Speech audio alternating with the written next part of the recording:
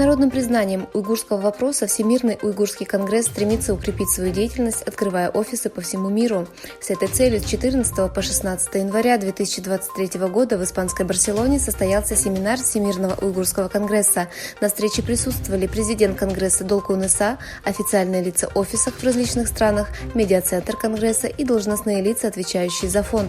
На встрече был представлен отчет о работе на 2022 год, а также обсуждались работы, которые будут выполнены в 2023 году.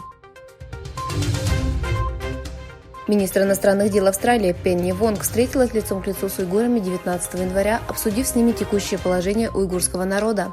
Пенни Вонг поделилась фотографией встречи на своей странице в Твиттере, написав: «Правительство Австралии расскажет о проблемах, затрагивающих граждан Австралии, включая проблемы с правами человека в Синьцзяне».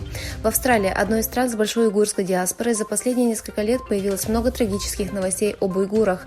Хотя правительство Австралии приложило некоторые усилия в этом отношении, уйгуры, проживающие за границей, считают, что работы, проделанной в этой области, недостаточно.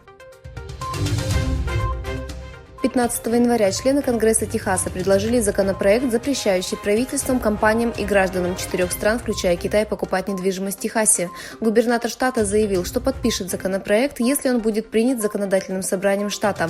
Сенатор штата Техас Лоис Колкхорст заявляет, что некоторые иностранные правительства, особенно такие государства, как Китай, Иран, Северная Корея и Россия, продолжают покупать землю и недвижимость в Техасе через связанные организации под разными именами и предлагает законопроект, чтобы остановить это вторжение. Согласно официальным данным, недавно опубликованным в Китае, ежегодно по всей стране пропадает более 2 миллионов детей. Исследователи утверждали, что этих детей использовали в качестве подопытных кроликов в лабораториях, созданных китайской администрацией незаконно. Было высказано предположение, что сотни детских тел были обнаружены в химическом бассейне детской лаборатории в приюте в Китае. Поднимая этот вопрос, китайская журналистка-расследователь Дженнифер Цзэн поделилась кадрами из заброшенной лаборатории.